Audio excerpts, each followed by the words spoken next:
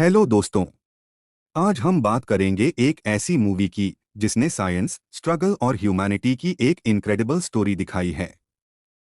Mark वाटनी की यह कहानी एक ऐसे अंतरिक्ष यात्री की है जो मंगल ग्रह पर फंस जाता है और अपनी जान बचाने के लिए स्ट्रगल करता है। तो चलो शुरू करते हैं द मार्शियन मूवी की कहानी को समझने की यात्रा और जानते हैं कि कैसे एक आदमी अपनी जान बचाने के लिए लड़ता है। सन 2035 में एरेस थर्ड मिशन का दल जो 31 सोल दिन तक मंगल ग्रह के एसिडालिया प्लेनिया पर खोज करने आया होता है, वे 18वें सोल के रोज इस रिसर्च मिशन को जारी रखते हैं। तभी एक जबरदस्त धूल भरी तूफान की वजह से मिशन रोकते हुए उनको वापस मंगल की ऑर्बिट हर्मिस जाने की योजना बनानी पड़ती है। इस कंक्लूजन के दौरान एस्ट्रोनॉट मार्क वाटनी उड़ते मलबों में फंसकर तूफान में गुम हो जाता है। उस आखिरी मैसेज में उसके सूट से जिंदा होने के कोई सबूत नहीं मिलते। इससे पहले कि दल उसे बचाने का जोखिम लेता, मिशन की कमांडर मेलिसा लेविस उन सभी को मार्क के बगैर ही मैव यानी मंगल ग्रह की ऑर्बिट तक पहुंचाने वाला एक रॉकेट सबको उस पर जाने का ऑर्डर देती है। तूफान थमने पर सूट में ऑक्सीजन की मात्रा कम पड़ने की वार्निंग पर जागते हुए स्खमी मार्क अपने बेस क्वार्टर हैब को लौटता है, जो स्पेशली उनके ग्रुप के मंगल मिशन के लिए रखा गया था। वाटनी उस एंटीना के नुकीले सिरे को बाहर निकालता है जो उसके बायोमॉनिटर सूट को चीरते हुए उसके पेट में घुस गया था। इसी टूटे एंटीने और जमे हुए खून ने ही सूट में हुए छेद पर टेम्परेरी सील से उसकी लाइफ को किसी तरह बचा लिया, जिसे बतौर सबूत वह वीडियो डायरी में रिकॉर्ड करता है। अपनी जान बचाने की इकलौती पॉसिबिलिटीज पर वह गैस करता है कि अगर एरेस फोर्थ बचाव करने लौटी भी तो वह 4 साल बाद उसके बेस से 3200 किलोमीटर दूर शियापैरेली क्रेटर पर उतरेगा।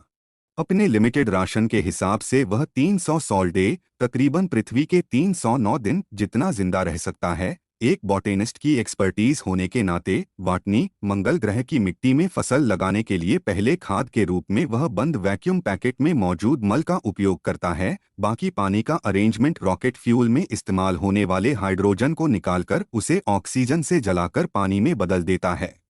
फसल के नाम पर वह राशन में शामिल आलूओं को प्लांट करता है।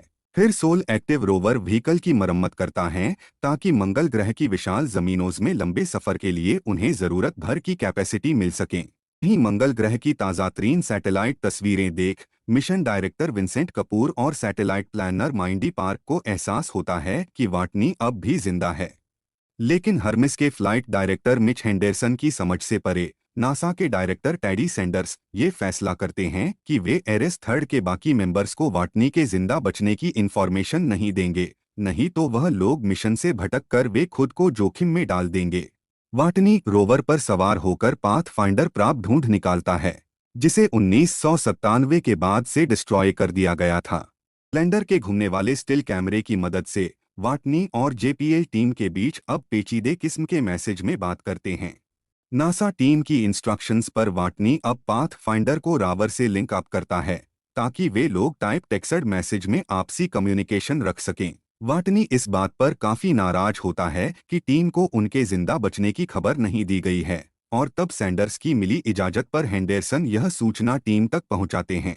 हेंडरसन और जेपीएल के डायरेक्टर ब्रूस एनजी मंगल ग्रह तक एक स्पेस प्राप्त पहुंचाने की प्लान बनाते हैं ताकि एरेस फोर्थ भेजने तक वाटनी के यहाँ जरूरी राशन मुहैया हो सके।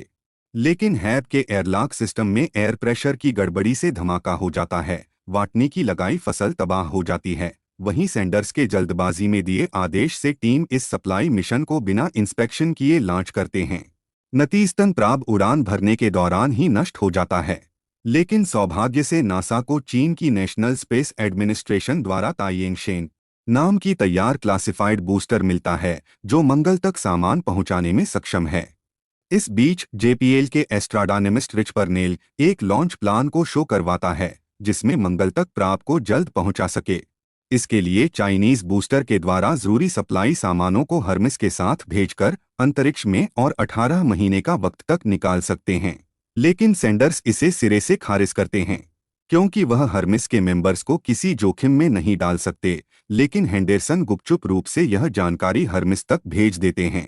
कमांडर लेविस और उनके दल इस बचाव योजना के चुनाव पर एक मत देते हैं और नासा के नियमों के विरुद्ध हर्मिस पर सामान लदवाकर पृथ्वी के गुरुत्वाकर्षण के बल पर उसकी ऑर्बिट पर परिक्रमा करते हुए मंगल ग्रह की ओर रवाना होते हैं।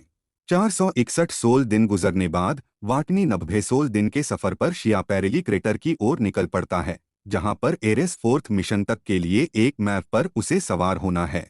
लेकिन हर्मिस तक की निश्चित उड़ान भरने के लिए वाटनी को रफ्तार बढ़ानी होगी। उसके लिए उसे यान का अतिरिक्त वजन भी घटाना होगा, जैसे यान के अननेसेसरी इक्विपमेंट, उनकी खिड़कियां, यान की छत और एक्सटीरियर पैनलों को हटाना पड़ता है।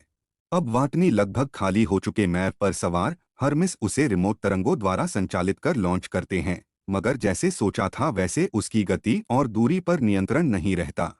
इसके समाधान के लिए वे हर्मिस में आंतरिक विस्फोट के धमाके से यान में मौजूद एयर प्रेशर को फेंककर इसकी गति बढ़ा देते हैं। कमांडर लेविस एमएमयू में मौजूद नाइट्रोजन गैस के बल पर मार्क के यान तक पहुंचने की कोशिश करती हैं, लेकिन वो नाकाम रहती हैं। वाटनी अपने प्रेशर सूट के दस्ताने को काटकर कैप्सूल से बाहर आ जाते हैं और इस मिनिएचर थ्रस्टर की निकलती तेज हवा की मदद से वे लेविस तक पहुंच जाते हैं। सभी दल के लोग इस मिलन पर काफी भावुक हो जाते हैं। इस खबर पर बाकी की दुनिया भी उत्साह मनाते हैं। वापस पृथ्वी पर वाटनी अपने जीवन के पहले दिन की शुरुआत करते हैं और बतौर सर्वाइवल इंस्ट्रक्टर वह इस एस्ट्रोनॉट ट्रेनिंग प्रोग्राम में नए कैंडिडेट्स को एक्सट्रीम सर्कमस्टेंसेस में प्रॉब्लम सॉल्यूशन करने और क्रिएटिव इंजीनियरिंग जैसे एक्सपीरियंस को शेयर करते हैं। 5 साल बाद एरेस फिफ्थ की लॉन्चिंग की जाती है, जब वाटनी के बचाव अभियान की शुरुआत हुई थी, और अब वे नए लोग इस मिशन पर चल पड़ते हैं।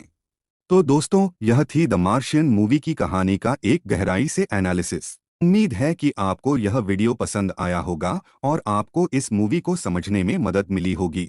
अगर आपको कोई सवाल है तो कमेंट्स में पूछें। और हाँ, अगर आपको यह वीडियो पसंद आया तो लाइक और शेयर जरूर करें। धन्यवाद।